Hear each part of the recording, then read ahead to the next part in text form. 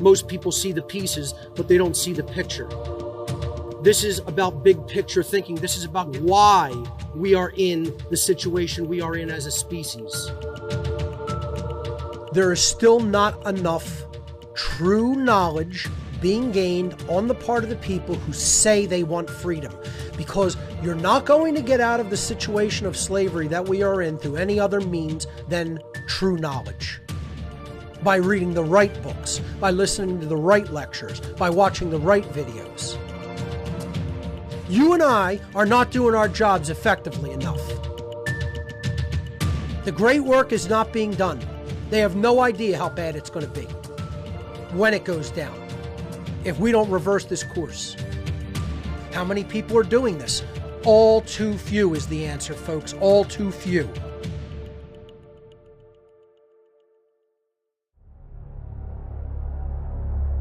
Now today, we think we've progressed so far, but all we've done is we've divested that authority into a few people, an oligarchical group of people calling themselves government. This is the so-called New World Order, where the old world order was kingship. The New World Order of rulership is government. You can call it kingship, you can call it royalty, you can call it government. It's slavery. And if you believe in it, and you believe it's morally legitimate, you believe slavery is morally legitimate. The occult is hidden science that the ruling class, that the masters, do not want the average individual to understand, because the understanding of the occult knowledge would level the playing field and it would make slavery impossible. Until the occult is brought out into the light of day and understood by the average person, slavery will continue indefinitely. Bank on it, know it like you know your own name, or you know the sun is coming up on the eastern horizon tomorrow.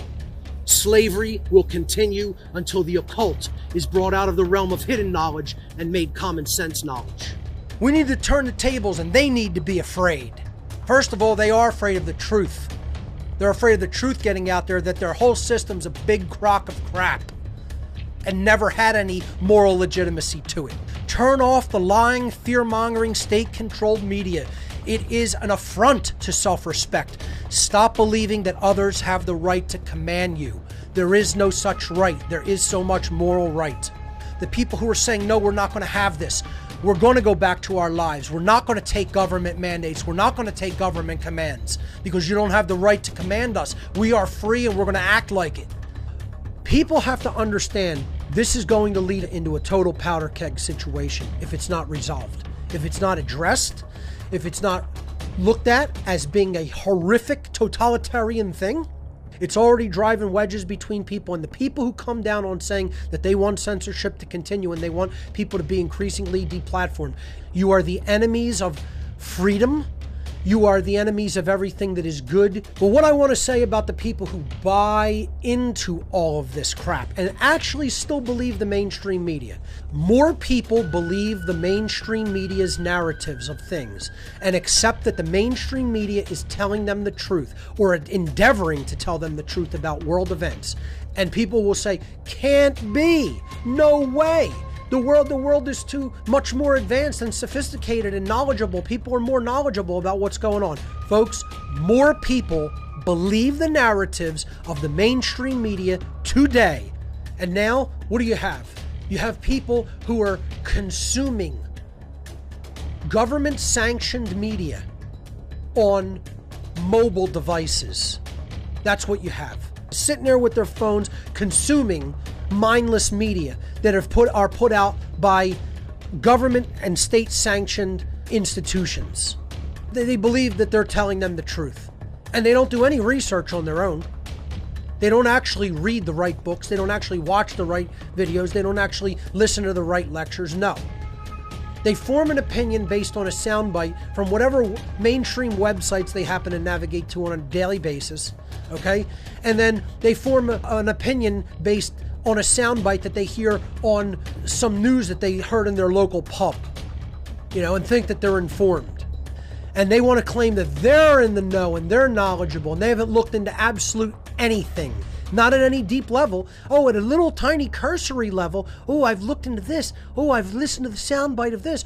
Oh, I read this one book. And then they want to be the expert. You and I are not doing our jobs effectively enough. The great work is not being done.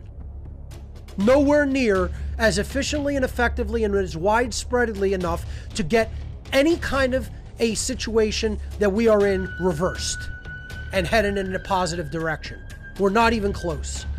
To live truly in the present moment, we have to get away from this divisive infighting and all these factions of anarchy. There's no such thing. There is only the understanding that anarchy is true freedom based upon natural law. Divisive infighting between the so-called anarchist factions must end. Humanity is in the midst of a war for our very freedom. There is only one true divide that separates humanity into two distinct types of individuals. But there's unfortunately a huge chasm in between.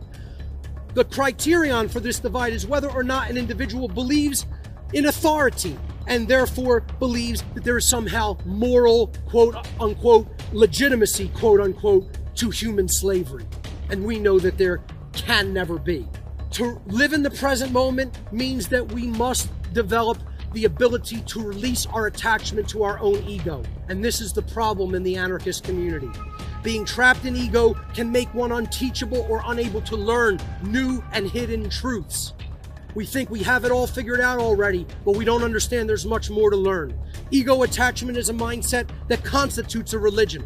Some anarchists refuse to acknowledge that there is a higher power or law of governing dynamics which exists in creation and determines the outcome of manifested reality based upon free will-based behavior. To begin the process of shedding ego attachment, one must develop the ability to say one of the hardest things in the world that there is for the individual to say: I was wrong. No rulers does not mean no rules. There are always rules in the form of eternal, moral, and spiritual laws of creation called natural law. The foundation of true anarchy is firmly rooted in these laws of morality in which rights are inherent to creation itself. It is natural law itself which endows us with the right not to be aggressed upon, violated, ruled externally through coercive means, or enslaved. There is a great psyop being perpetrated by the mainstream media, politicians, and social engineers to co-opt the term anarchy and spread the false belief that anarchy is synonymous with chaos and violence and no rules or lawlessness. Rules of morality are a fundamental aspect of any society that is based in true anarchy. It can never possibly be any other way. We must come from the understanding that as one suffers, all suffer.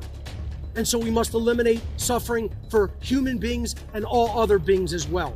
The great work to end the slavery of humanity will take an enormous shift in consciousness.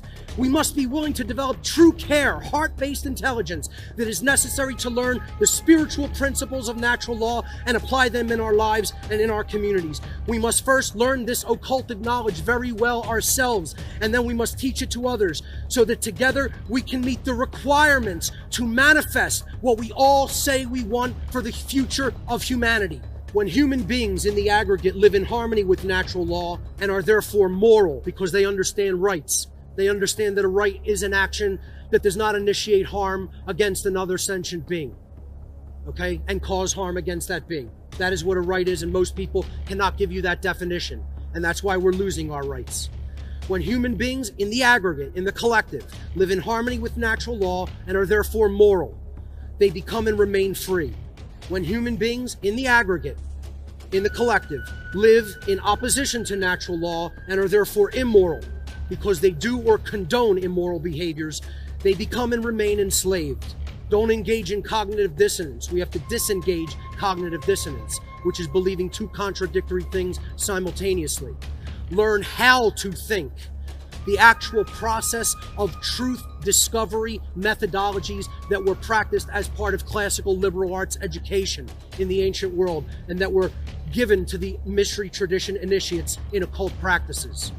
Live in the true present moment, in the here and now, and bring that knowledge into the here and now on the earth to create the change that we want to see. And then activate the physical body, because we will most certainly need to.